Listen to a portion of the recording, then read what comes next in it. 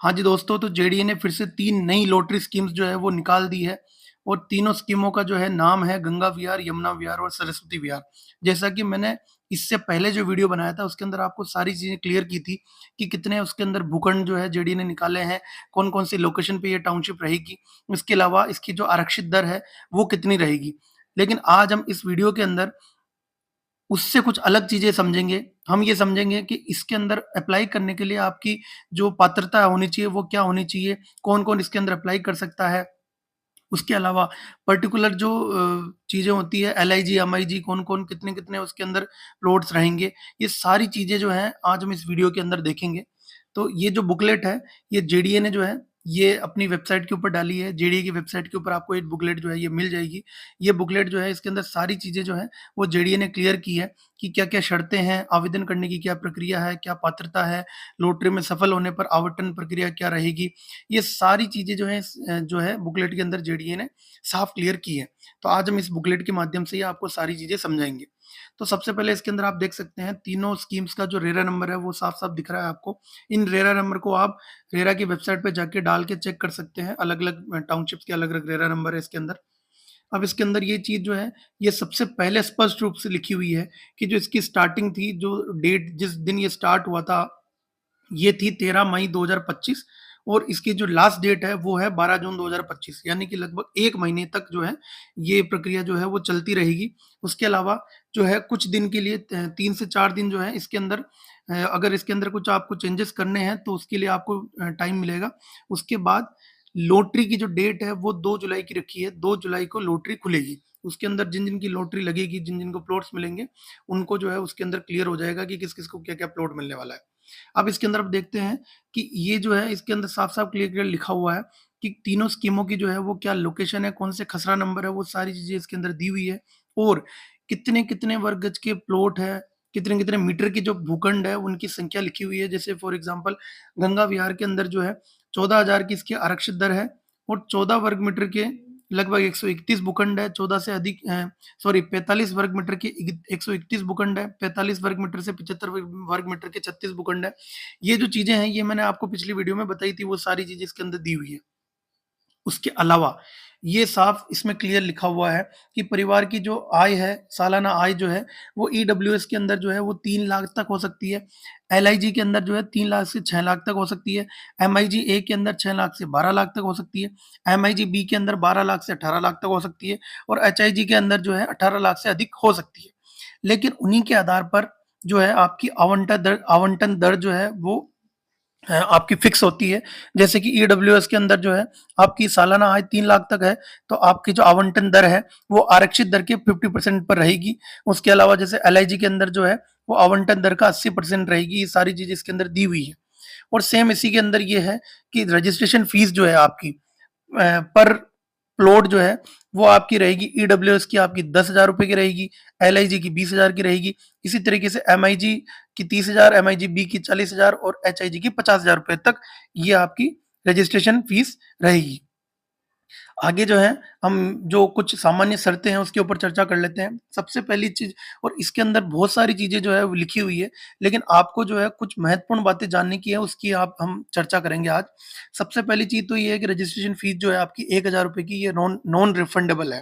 For example अगर आपका lottery में नंबर नहीं आता है, तो ये ₹1,000 जो है आपको रिटर्न नहीं मिलेंगे। ठीक है? उसके अलावा जो आपका जो पैसा लगता है, जैसे मान लो रजिस्ट्रेशन फ़ीस जो है आपकी, पंजीकरण राशि जो आपकी प्रति भूखंड जो अलग-अलग है, ये ईडब्ल्यूएस की अलग है, एलआईजी की अलग है, एमआईजी की अलग है, ये जो है, ये रिफंडेबल होती है। लेकिन जो ₹1,000 की जो आपकी आवेदन शुल्क है, प्रक्रिया शुल्क जो है, वो आपकी नॉन रिफंडेबल रहती है।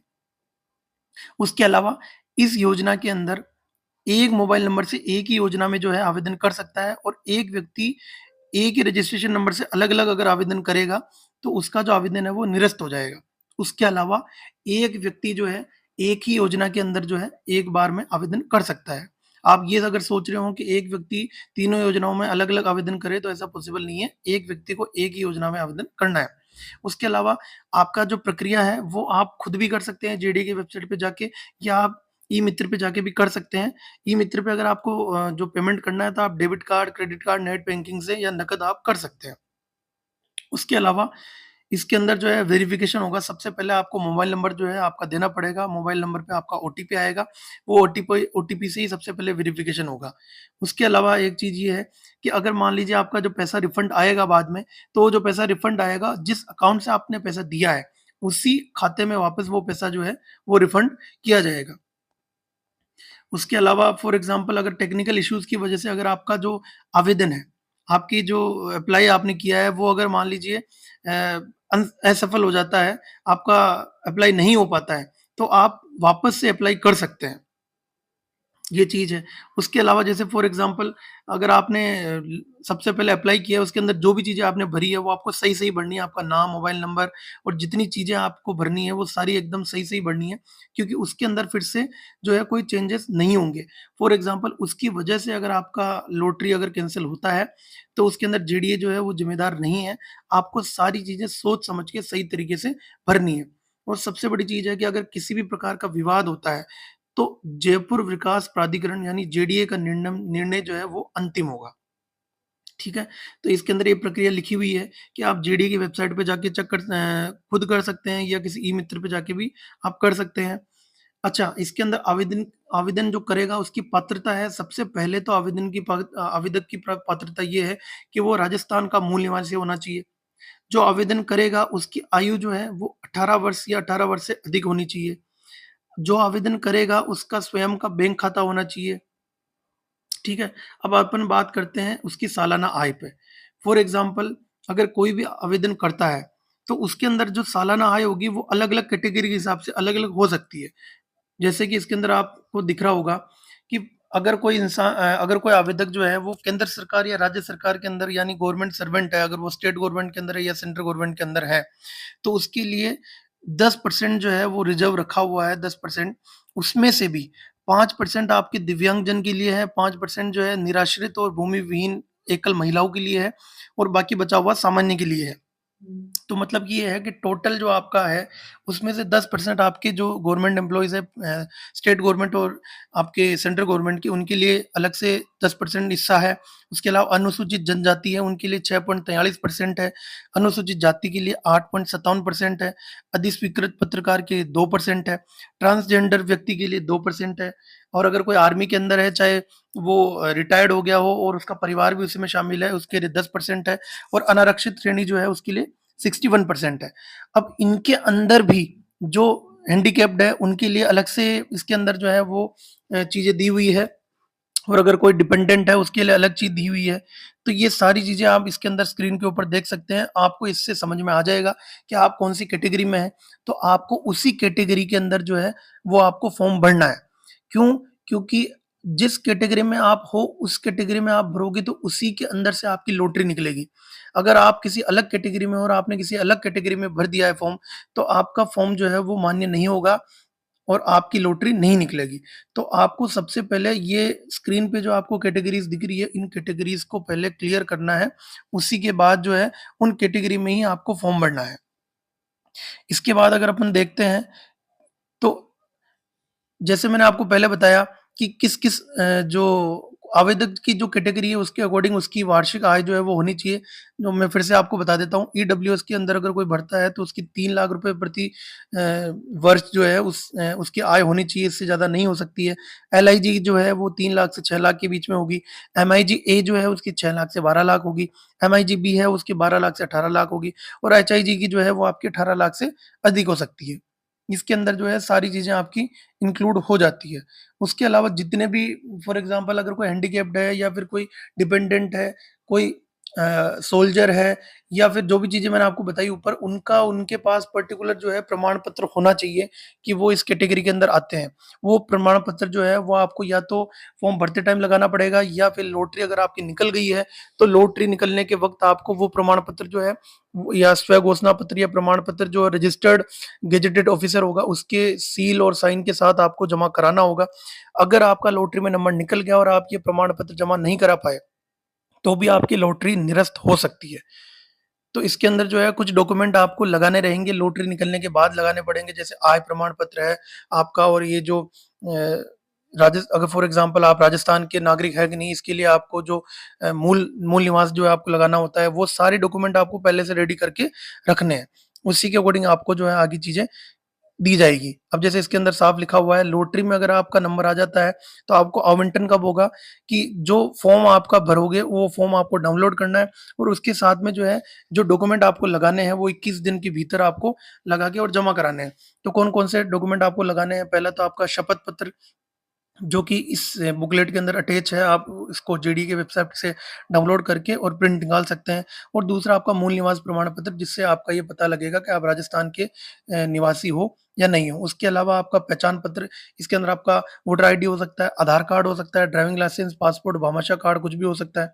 उसके अलावा आपका वार्षिक आय प्रमाण पत्र होगा, जो आपका पता लगेगा उससे कि आपकी कौन-सी कैटेगरी है, ईडब्ल्यूएस है, एलआईजी है, एमआईजी है। उसके अलावा आपका जो भूखंडों के संबंध में मैंने जैसे आपको बताया था कि श्रेणी और वर्ग का प्रमाण पत्र है। फॉर एग्ज़ाम्पल आप अगर हैंडीकैप्ड हैं, तो उसके लिए आपको एक प्रमाण पत्र बनवाना होगा। अगर आपके पास नहीं है, तो अगर आप सोल्जर हैं, तो आपको प्रमाण पत्र बनाना पड़ेगा। अगर आप रिटायर्ड हैं, तो भी उसके लिए आपको प्रमाण पत्र जो है वो बनवाना है और वो आपको इसके अंदर लगाना रहेगा। ठीक है, उसके अलावा मेन चीज़ जो है रिफंड का, मैंने आपको बता दिया था कि रिफंड जो है वो आपको जिस अकाउंट से आप पैसा देंगे, उसी अकाउंट में आपका पैसा वापस जो है रिफंड आ जाएगा। अब इसके अंदर एक चीज़ और मेन जो है बात करने की है कि अगर आपका निरस्त हो गया है, तो निरस्त होने के क्या कारण हो सकते हैं? पहले जैसे मैंने आपको बताया कि एक ही व्यक्ति द्वारा एक ही योजना में एक से अधिक आवेदन करने पे उसके सारे आवेदन जो है निरस्त कर दिए जाएँगे। अगर आपने अलग आय के अंदर भर दिया और आपका जो आय प्रमाण पत्र वो अलग तरीके से शो हो रहा है, तो भी आपका जो है निरस्त हो जाएगा। तो ऐसे बहुत सारी चीज़ें हैं। अब मेन जो महत्वपूर्ण शर्तें हैं, उसके ऊपर आपको गौर करने की ज़रूरत है और ये बहुत ज़रूरी है। अगर आपने अभी तक वीडियो के ऊपर ध्यान नहीं दिया है, तो अब विशेष रूप से वीडियो के ऊपर ध्यान दीजिए। सबसे पहला पॉइंट इसके अंदर साफ-साफ जेडीए ने ये लिखा है कि भूखंड जो है वो 99 वर्ष की लीज होल्ड या फ्री होल्ड पर आवंटित किए जाएँगे। आपका जो भूखंड है वो 99 इयर्स की लीज होल्ड और फ्री होल्ड पर आवंटित किया जाएगा। दूसरा है, आवंटी को लीज डीड पंजीयन का व्यय जो है वो स्वयं को करना होगा। फॉर एग्ज़ाम्पल आपका अगर प्लॉट निकल जाता है, तो उसका जो भी पंजीयन होगा लीज डीड का, उसका आपको खुद को ही पैसा देना है।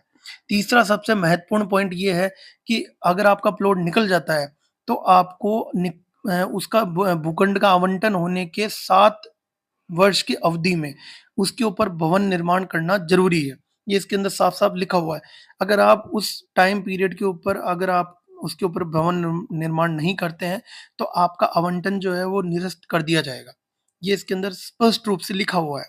तो ये बहुत ही महत्वपूर्ण चीज़ें हैं जो आपको जानने की ज़रूरत है। चौथा पॉइंट है, ये भी बहुत महत्वपूर्ण पॉइंट है कि जिस दिन आपको आवंटन होगा उससे 10 वर्ष तक भूखंड का हस्तांतरण किसी भी प्रकार से नहीं किया जा सकता है।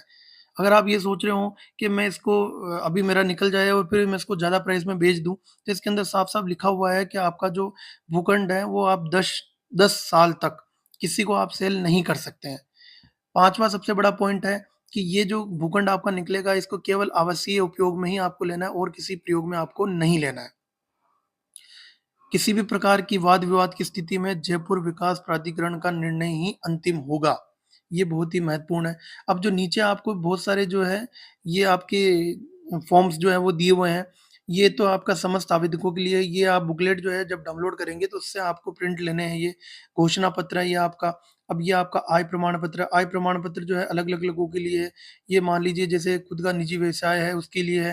नीचे सैलरीड वाले लोगों के लिए ये है।